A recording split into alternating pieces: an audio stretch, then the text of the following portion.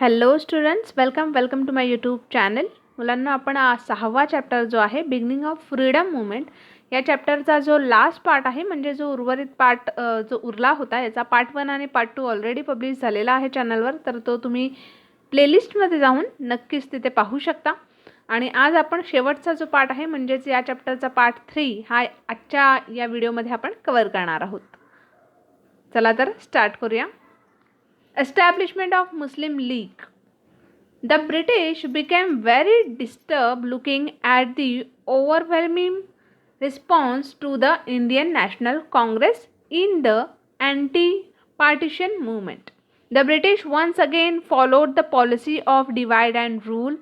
They started using the propaganda that for safeguarding the interests of Muslims, they should have a separate political organizations. And due to the motivation of the British government, a committee of upper class Muslims under the leadership of Aga Khan made Governor General Lord Minto. Due to the motivation from Lord Minto and other British officers, the Muslim League was established in 1906. आता इथे सांगितलं आपल्याला मुस्लिम लीगची जी स्थापना झाली, तर त्यावेळेस वंगभंग आंदोलनात राष्ट्रीय सभेला मिळणारा जनतेचा प्रतिसाद जो होता तो प्रचंड होता. आणि हा प्रतिसाद पाहून जे ब्रिटिश सत्ताधीश होते ते बेचैन झाले. इंग्रजांनी फोडा आणि राज्य करा म्हणजे डिवाइड अँड रूल या नीतीचा पुन्हा अवलंब केला. मुस्लिमांचे हितसंबंध जपण्यासाठी त्यांची स्वतंत्र राजकीय संघटना असली पाहिजे असा प्रचार त्यांनी सुरू केला. ब्रिटिश सरकारच्या प्रोत्साहनामुळे मुस्लिम समाजातील उच्चवर्णीयांचे एक शिष्टमंडळ जे आपण म्हणतो, तर ते आगा खान यांच्या नेतृत्वाखाली गव्हर्नर जनरल लॉर्ड मिंटो यांना भेटले. लॉर्ड मिंटो आणि अन्य जे ब्रिटिश अधिकारी होते त्यांच्या उत्तेजनाने 1906 मध्ये या मुस्लिम लीगची स्थापना जी आहे ती करण्यात आली. Then Morley Minto act. आता मॉर्ले मिंटो ॲक्ट बघा, मॉर्ले मिंटो कायदा. There was dissatisfaction among the Indians regarding the work of British government. The Indians felt that the reason of poverty in India was the economic policy of the British. Oppressive policy of Lord Curzon, exclusion of educated Indians in government services, unjust behavior towards Indians in Africa, all this added to the dissatisfaction of the Indian people. As a temporary remedy on the discontent among Indians, the Morley-Minto Reforms Act of 1909 was passed. According to this act, it increased the number of Indian members in the Legislative Assembly and provision of inclusion of some elected Indian representative in Legislative Assembly was made. In the same act, separate electorates were provided to the Indian Muslims. Due to this conspiracy of the British, the seeds of division in India were sown. आता Morley Minto कायदा. तर भारतीय जनतेमध्ये British सरकारच्या कामाबाबत असंतोष होता आणि भारतीय जनतेच्या दारिद्र्याचे मुख्य कारण म्हणजे ब्रिटिशांचे आर्थिक धोरण असं सुद्धा होतं. ही जनतेची भावना होती. कर्जनचे दडपशाहीचे धोरण, सुशिक्षित भारतीयांना नोकरात समाविष्ट न करणे, भारताबाहेर आफ्रिकेत भारतीयांना अन्यायात्मक अशी वागणूक, याच्यामुळे सुद्धा असंतोषात भर पडली होती. भारतीयांच्या या असंतोषाला तात्पुरती मलमपट्टी करण्यासाठी मॉर्ले मिंटो सुधारणा कायदा हा 1909 मध्ये करण्यात आला.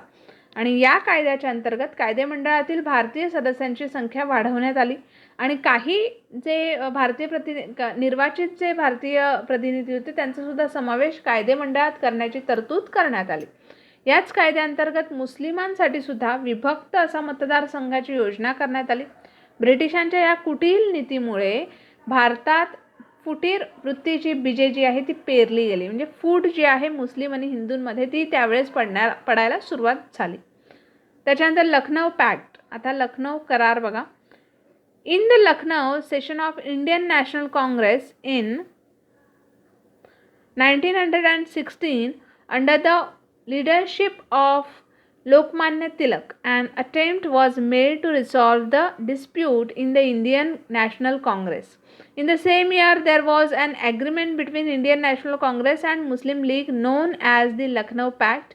According to this pact, the Indian National Congress agreed to separate electorates to Muslims, and Muslim League agreed to support the Indian National Congress in its work for getting political rights to India. आता भारतीय राष्ट्रीय सभेच्या 1916च्या लखनौ अधिवेशनात टिळकांच्या नेतृत्वाखाली राष्ट्रीय सभेतील मतभेद जे आहे ते मिटवण्याचा प्रयत्न झाला आणि याच वर्षी भारतीय राष्ट्रीय सभा आणि मुस्लिम लीग यांच्यामध्येही समेट घडवून आला. त्यालाच आपण लखनौ करार असं म्हणू. या करारानुसार मुस्लिमांच्या विभक्त मतदारसंघांना राष्ट्रीय सभेने मान्यता दिली आणि भारताला राजकीय अधिकार मिळवण्याच्या कार्यात राष्ट्रीय सभेशी सहकार्य करण्याचे मुस्लिम लीगने सुद्धा मान्य केलं. Then home rule movement. आता होम रूल चळवळ बघा. डॉक्टर ॲनी बेझंट यांची इमेज इथे आपल्याला दिलेली आहे.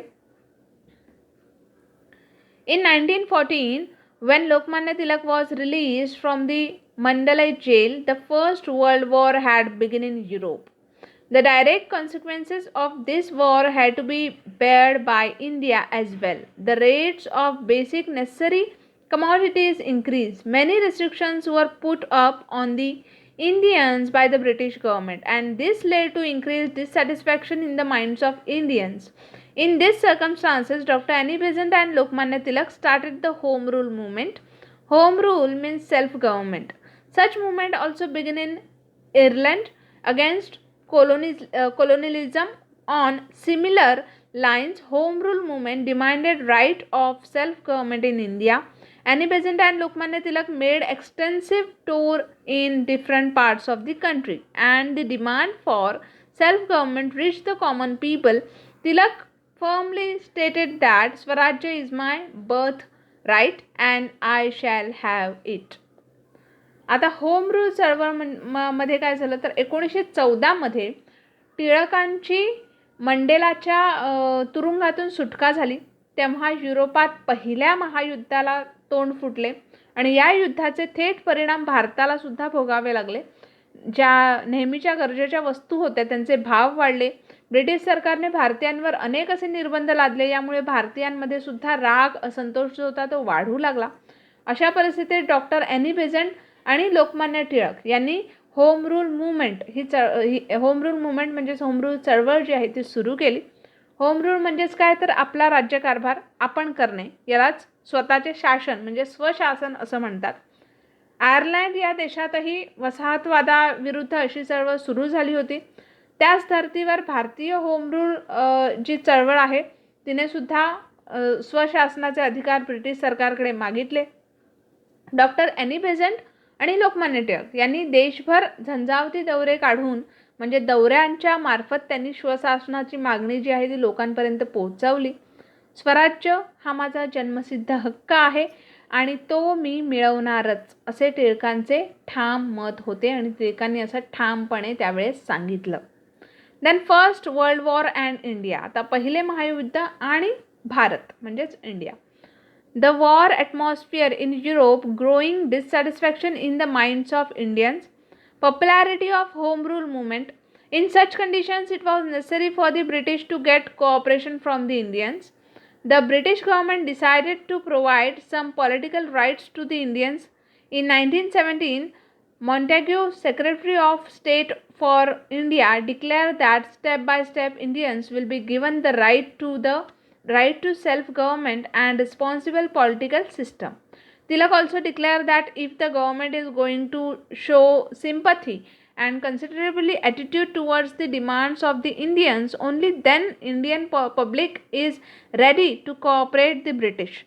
The policy of Lokmanya Tilak is known as responsive cooperation. आता युरोपातील युद्धजन परिस्थिती आणि भारतीय जनतेतील वाढता असंतोष याने होम रूल चळवळीची वाढती लोकप्रियता या सगळ्या परिस्थितीत भारतीयांचे सहकार्य मिळवणं ब्रिटिशांना गरजेचे होते. त्यासाठी सुधारणेचा पुढचा टप्पा पुढचा हप्ता भारतीयांना द्यायचा, म्हणजेच भारतीयांना काही राजकीय अधिकार द्यावे असे ब्रिटिश सरकारने ठरवले. भारताला टप्प्याटप्प्याने स्वशासनाचे अधिकार आणि जबाबदार राज्यपद्धतीत देण्यात येईल असे 1917मध्ये तत्कालीन भारत मंत्री जे होते मॉन्टेग्यू यांनी त्याची घोषणा केली. सरकार जर भारतीयांच्या मागण्याविषयी सहानुभूती आणि समजूतदारपणा दाखवणार असेल तर भारतीय जनता देखील सरकारला सहकार्य करेल असे टिळकांनी जाहीर केले. लोकमान्य टिळकांच्या या धोरणालाच आपण रिस्पॉन्सिव्ह कोऑपरेशन म्हणजेच प्रतियोगी सहकारिता असं म्हणतात. Then Montagu Chelmsford reform act. आता मॉन्टेग्यू चेम्सफर्ड रिफॉर्म ॲक्ट काय होता बघा. In 1919, the British Parliament passed another act to bring constitutional reforms in India. This act is known as